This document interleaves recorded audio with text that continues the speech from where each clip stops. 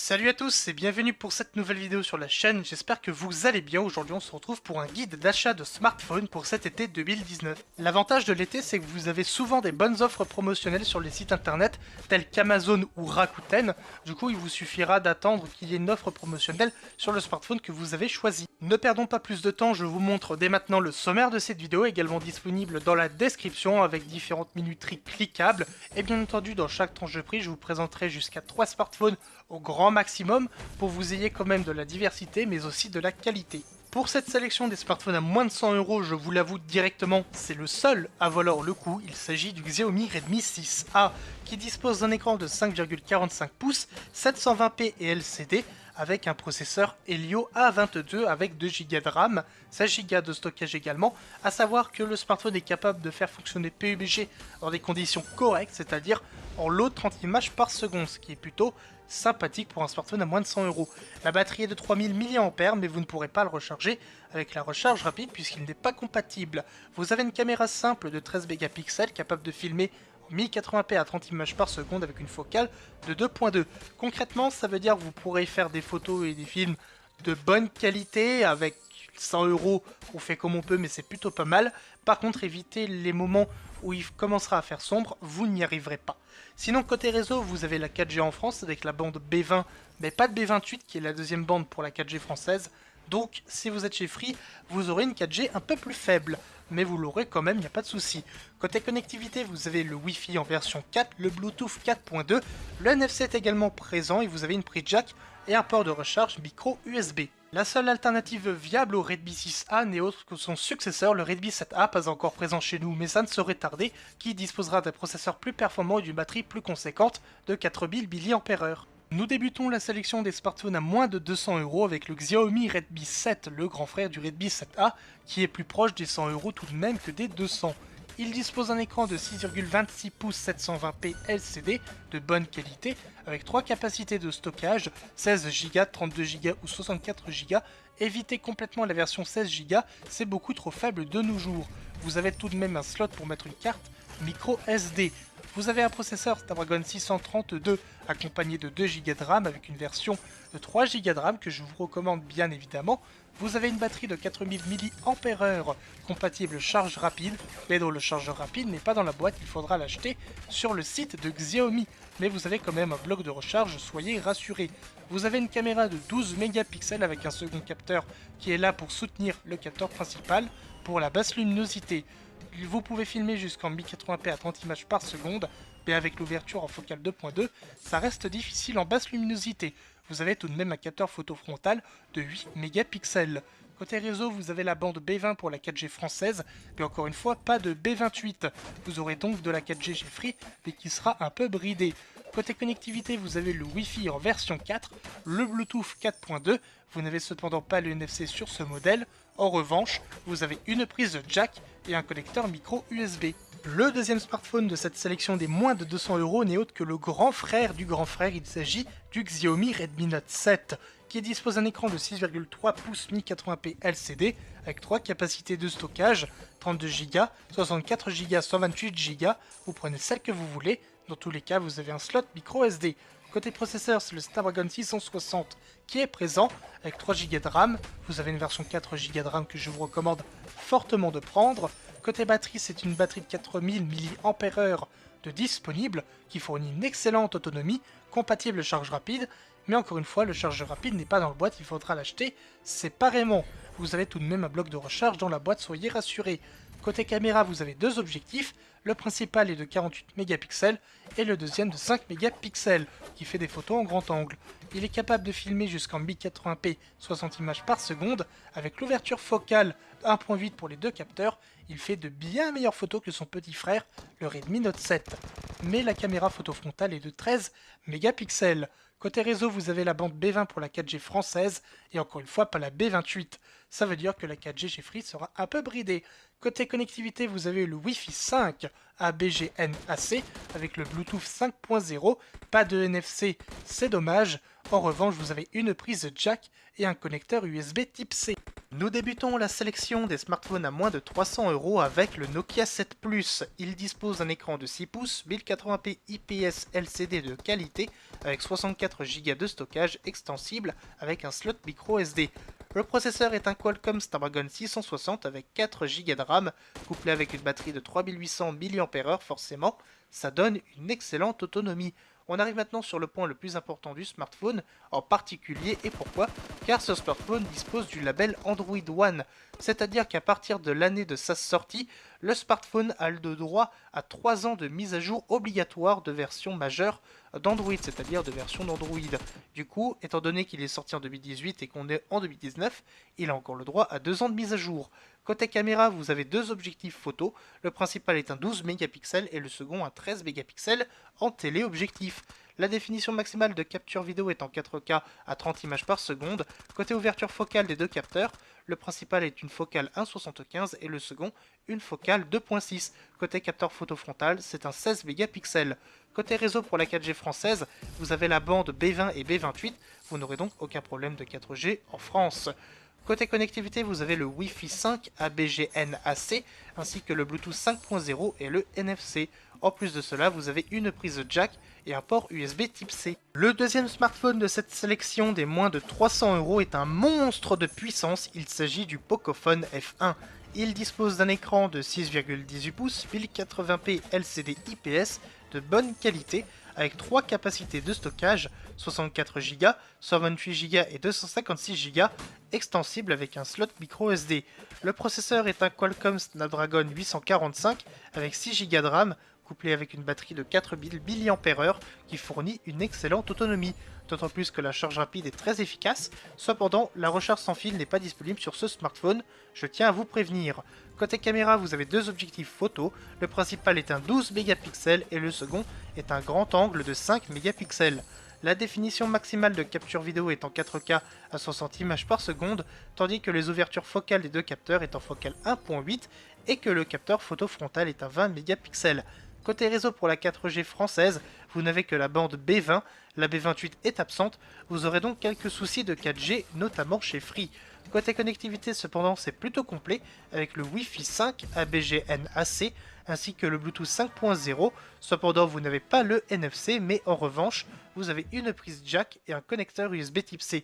C'est un excellent smartphone que je vous recommande chaudement, cependant son design est en plastique, et si ça vous rebute, j'ai une alternative pour vous. En tant qu'alternative au Pocophone F1, je peux vous recommander le Samsung Galaxy A50, qui là où il le gagnera en design et surtout en écran, vu que c'est un AMOLED magnifique, vous le perdrez cependant en puissance.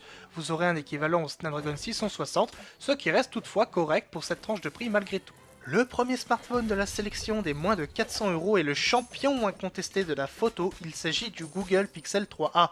Il dispose d'un écran de 5,6 pouces 1080p OLED de bonne qualité avec 64 Go de stockage non extensible, il n'y a pas de slot micro SD. Le processeur est un Qualcomm Snapdragon 670 avec 4 Go de RAM et couplé avec une batterie de 3000 mAh. Ça paraît peu, mais pourtant le smartphone arrive à contenir une bonne autonomie générale. Cependant, ce n'est pas non plus ultra ouf de la mort. Vous avez cependant un chargeur rapide dans la boîte pour pallier à ce petit désagrément. Côté caméra, vous avez un unique capteur de 12 mégapixels capable de filmer jusqu'en 4K à 30 images par seconde avec une ouverture focale de 1.8, tandis que le capteur photo frontal est un 8 mégapixels. Côté réseau pour la 4G française, vous avez la bande B20 et B28, vous n'aurez donc aucun problème de 4G en France comme d'habitude. Et côté connectivité, vous avez le Wi-Fi 5 ABGN-AC, ainsi que le Bluetooth 5.0 et le NFC, ainsi qu'une prise jack et un port USB type C. C'est un excellent smartphone pour ce prix-là, vous ne trouverez pas mieux à ce tarif. Foncez si c'est ce que vous recherchez. Le deuxième smartphone de cette sélection des moins de 400 € fait tout comme les grands, il s'agit du Xiaomi Mi 9T. Il dispose d'un écran de 6,39 pouces, 1080p et AMOLED, avec deux capacités de stockage, 64 Go et 128 Go, non extensibles, il n'y a pas de slot micro SD. Le processeur est un Qualcomm Snapdragon 730 avec 6 Go de RAM, couplé avec une batterie de 3900 mAh, qui fournit bien évidemment une excellente autonomie, d'autant plus que la recharge rapide est très efficace, mais vous n'avez pas de recharge sans fil, je vous le précise. Côté caméra, vous avez trois objectifs photo. Le principal est un 48 mégapixels, le second est un grand angle de 13 mégapixels et le troisième est un ultra grand angle de 8 mégapixels. La définition maximale de capture vidéo est en 4K à 30 images par seconde. Côté ouverture focale, le capteur principal est en focale 1,75, tandis que le second et troisième capteur, l'ultra grand angle et le grand angle, sont en focale 2.4. Le capteur photo frontal est en 20 mégapixels. Côté réseau pour la 4G française, vous avez la bande B20 et B28, vous n'aurez donc aucun problème de 4G en France. Côté connectivité, vous avez le Wi-Fi 5 ABGN AC, ainsi que le Bluetooth 5.0 et le NFC. Et vous avez également une prise jack et un port USB type C. C'est un excellent smartphone très complet et qui dispose en plus de cela du NFC et d'une prise jack. Je vous le recommande donc fortement. Il y a cependant une alternative au Xiaomi Mi 9T, il s'agit de son grand frère, le Xiaomi Mi 9, qui dispose d'un processeur plus puissant, fait de meilleures photos mais est beaucoup moins autonome à côté, tandis que le Mi 9T a un écran sans encoche, idéal pour la consommation de contenu. Choisissez donc selon vos priorités, soit la puissance et les photos, ou bien la consommation de contenu et l'autonomie. Le premier smartphone de cette sélection des moins de 500 € est le OnePlus 6T. Il dispose d'un écran de 6,41 pouces 1080p et AMOLED made in Samsung. Il est donc d'excellente qualité. Il y a deux capacités de stockage, 128 Go et 256 Go, qui ne sont pas extensibles vu qu'il n'y a pas de slot micro SD. Le processeur est un Qualcomm Snapdragon 845 avec 6 Go de RAM.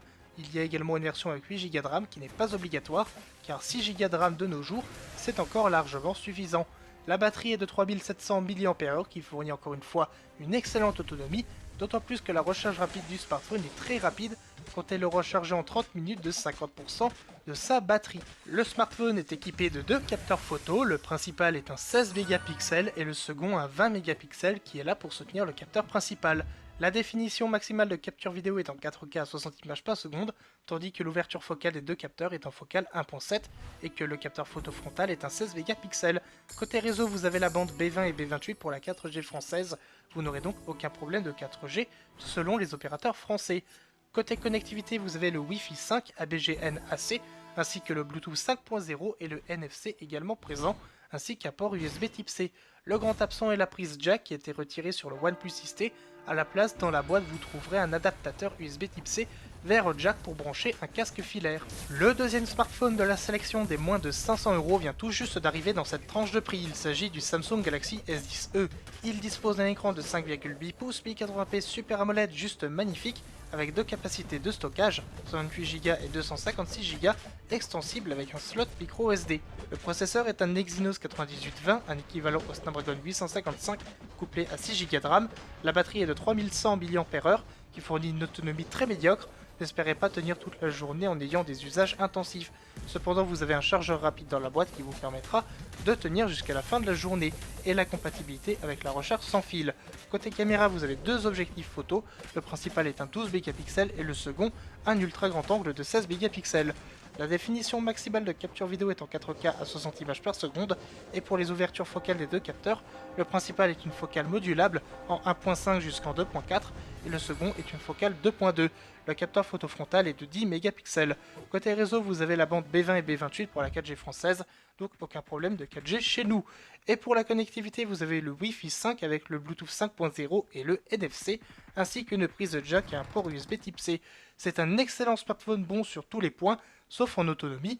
Si l'autonomie ne vous dérange pas justement, vous pouvez prendre ce smartphone les yeux fermés, sinon passez votre chemin. Si vous souhaitez une alternative au Galaxy S10e, je peux vous proposer le grand frère, le Galaxy S10, qui dispose d'un écran un peu plus grand, avec une définition plus élevée et une batterie plus volumineuse. L'autonomie reste cependant médiocre, mais ça reste un excellent smartphone que vous pouvez choisir.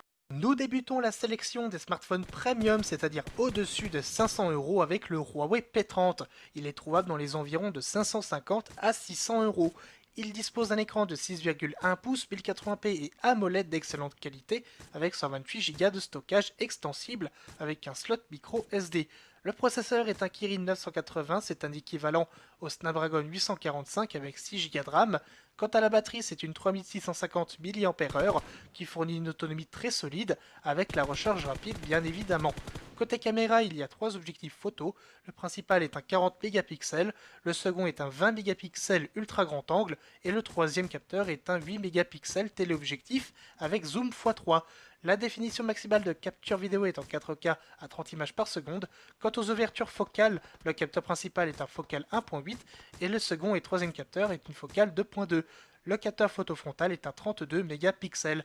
Côté réseau pour la 4G française, aucun problème, vous avez la bande B20 et B28, vous n'aurez donc aucun souci pour la 4G en France. Côté connectivité, vous avez le Wi-Fi 5 avec le Bluetooth 5.0 et le NFC, ainsi qu'une prise jack et un port USB type C. Si vous recherchez une alternative plus performante et plus autonome, je vous propose alors le Zenfone 6 d'Asus. Ce smartphone dispose d'un Snapdragon 855 et d'une batterie énorme de 5000 mAh. Cependant, l'écran est LCD et les photos sont un petit peu moins bonnes, elles restent cependant de qualité. Si ces désagréments ne vous dérangent pas, foncez, ce smartphone est fait pour vous. Nous venons tout juste de parler du champion de la photo, maintenant on va parler du champion de la consommation de contenu. J'ai nommé le OnePlus 7 Pro qui est trouvable dans sa version de base entre 600 € jusqu'à 700 €. L'écran est un 6,67 pouces 1440p AMOLED. Il s'agit du meilleur écran de smartphone disponible à ce jour, avec deux capacités de stockage, 128 Go et 256 Go, non extensibles, il n'y a pas de slot micro SD. Le processeur est un Qualcomm Snapdragon 855 avec 3 capacités de mémoire vive, 6 Go, 8 Go et 12 Go. La version 12 Go est overkill, vous pouvez toutefois l'acheter si vous en avez les moyens et l'envie. La batterie est de 4000 mAh qui fournit une excellente autonomie dans l'ensemble, étant donné que l'écran est excellent, 1440p et 90 Hz en taux de rafraîchissement, ça consomme beaucoup plus qu'un écran classique 60 Hz. Et bien évidemment, la recharge rapide de ce smartphone est exceptionnelle, vous m'en direz des nouvelles. Côté caméra, vous avez 3 objectifs photo. Le principal est un 48 mégapixels, le second est un téléobjectif de 8 mégapixels et le troisième est un ultra grand angle de 16 mégapixels. Le smartphone peut filmer jusqu'en 4K à 60 images par seconde. Et côté ouverture focale, le capteur principal est un focal 1.6, le second capteur est un focal 2.4 et le troisième capteur est un focal 2.2, tandis que le capteur photo frontal est un 16 mégapixels. Côté réseau pour la 4G française, aucun souci, vous avez la bande B20 et B28, aucun souci de 4G en France. Côté connectivité, encore une fois c'est très classique, vous avez le Wi-Fi 5 avec le Bluetooth 5.0 ainsi que le NFC et un port USB type C. Vous n'avez cependant pas de prise de jack, OnePlus l'a retiré à partir du OnePlus 6T, et vous n'avez pas non plus d'adaptateur USB type C vers jack, comme c'était présent avec le OnePlus 6T. Vous devrez donc en acheter un séparément, puisqu'il n'est pas présent dans la boîte. Si vous souhaitez une alternative au OnePlus 7 Pro et que vous aimez quand même Samsung, je vous propose alors le Galaxy S10 Plus, qui dispose d'un excellent écran, même s'il n'est pas 90 Hz. En revanche, il dispose d'une prise jack et fait de meilleures photos. Votre choix se fera donc sur la préférence de la marque. Si vous aimez OnePlus, prenez le OnePlus 7 Pro. Si vous aimez Samsung, prenez le Galaxy S10 Plus. Et c'est ainsi que le guide d'achat se termine, j'espère qu'il vous aura plu et que vous aurez trouvé le smartphone de vos rêves. Si c'est le cas, pensez à vous abonner à la chaîne, à liker la vidéo, à la partager. Et donc en attendant une prochaine vidéo, je vous dis salut à tous, portez-vous bien. Allez, tchuss!